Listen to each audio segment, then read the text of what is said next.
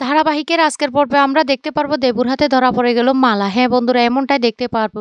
সম্পূর্ণ জানতে ভিডিওটিতে লাইক দিয়ে চ্যানেলটিকে সাবস্ক্রাইব করে পুরো ভিডিওটা তোমরা দেখতে থাকো। গল্পের শুরুতে আমরা দেখতে পারবো বিয়ের তথ্যগুলি নন্দী চেকিং করতে শুরু করে। তখনই সেখানে কৌশিকের মা এসে বলতে লাগলো, কে তোমাকে বলেছে এই তথ্যগুলি এভাবে এলোমেলো করার জন্য?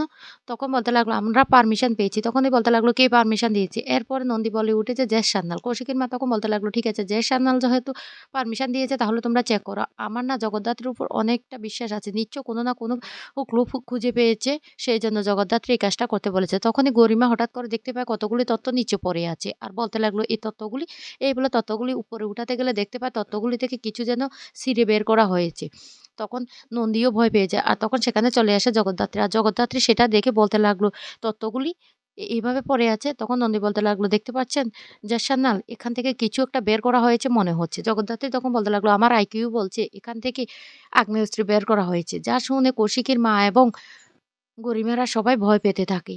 অন্যদিকে মেহেন্দি চলে যায় মালার ঘরে আর বলতে লাগলো, মালা, আমি না তোমার বিয়ের পিঁড়ি ধরে তোমাকে বিয়ের মণ্ডপে নিয়ে যাবো। আর সেখানে গিয়ে তুমি যখন পান পাতা সরাইয়ে উৎসবের দিকে তাকাবে তখন আমি দেখব তোমার উৎসবের প্রতি কতটুকু ভালোবাসা আছে। আর উৎসবও তোমাকে কতটুকু ভালোবাসে সেটা আমি দেখতে চাই। এ কথা বলার সাথে, সাথে মালা রেগে যায় আর বলতে লাগলো, এখনই এখান থেকে বেরিয়ে যাও। এই বলে ধাক্কা দিয়ে মেহেন্দিকে বের করে দিতে গেলে তখন বৈদেহী সেখানে চলে আসে। আর এসে বলতে লাগলো, তুমি এখানে কি করছো?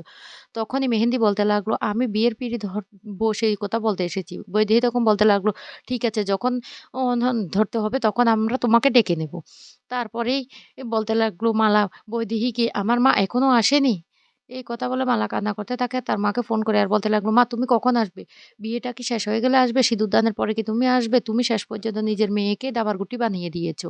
তুমি এমন মা। তোমার যখন কিডন্যাপ হয়েছে তখন আমি কান্না করতে, করতে ছুটে সেখানে গিয়েছিলাম আর বলছিলাম আমার মায়ের কি হয়ে গেছে, কি হয়ে গেছে। আর তুমি আমাকে পেটে ধরোনি, তাহলে তুমি আমার সাথে এইভাবে কেন করছো? ছোটবেলায় তুমি আমাকে তোমার কাছে রাখোনি। আর এখন শেষ পর্যন্ত তোমার যখন প্রয়োজন হয়েছে তখন তুমি আমাকে দাবারগুটি বানিয়ে দিয়েছো। এই কথাগুলো শুনে কাকলি দেবীর চোখে জল চলে আসে আর বলতে লাগলো, আমার চোখে ইমোশনালি বারবার জল কেন চলে আসছে? আমার কেন মনে হচ্ছে আমি একজন সন্তানের মা? এই কথাগুলি ভাবতে থাকে। আর বৈদেহী তখন বলতে লাগলো, মালা, তুমি একদম কাঁদবে না। তুমি আমার লক্ষ্মী বউ। আর একটু পরে শুভলগ্ন। তোমাদের বিয়ে হয়ে যাবে। কালকে আমরা অফিসে যাব। এই কথা বলতে লাগলো, আমার তো অনেক কাজকর্ম। আমি এখন যাই। তুমি কোনো টেনশন করো না। তোমার মা সময় মতো চলে আসবে। এই বলে বৈদেহী যখন চলে যায়, দেবু তখন পর্দার আড়ালে দাঁড়িয়েছিল আর মালার সেটা দেখতে পায় আর বলতে লাগলো, এটা কে? কে? তখন এই দেবুর সামনে চলে আসে আর বলতে লাগলো, ও তুমি এই বাড়ির জামাই? জেলের আসামি? ৩ দিনের জন্য স্পেশালভাবে বিয়েতে এসেছো? দেবু তখন বলে উঠে, ও তাহলে তুমি সবটাই জানো। তুমি সবটাই জানো। মালা তখন বলতে লাগলো, হ্যাঁ, সবটা জেনে আমি এই বাড়িতে এসেছি। দেবু তখন বলতে লাগলো, তুমি তো এই বাড়িতে এসে আমার হাতে পিস্তল ধরে দিয়েছো। কেন দিয়েছো? আমি তো একজনের সন্তানের বাবা। আমি তো এমন ছিলাম না। আমি তো ভালো হতে চাই। তাহলে তুমি চন্দ্রনাথ মুখার্জি, বৈদেহী মুখার্জি, তোমরা কি চাইছো? কি চাইছো আমাকে বলো। কেন এই কাজগুলি করছো? কত টাকার জন্য তোমরা করছো? কি লাগবে তোমাদের?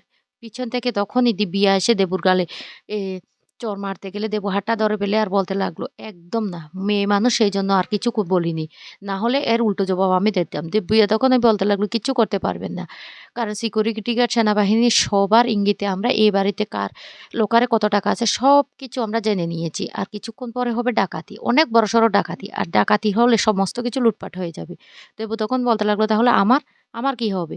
তখনই দিব্যিয়া বলে উঠে, তুমি শ্বশুরবাড়ি লুটপাট করার জন্য তোমার জেল হবে। আর বাকি কথা না হয় আমি জেলে গিয়ে বলব।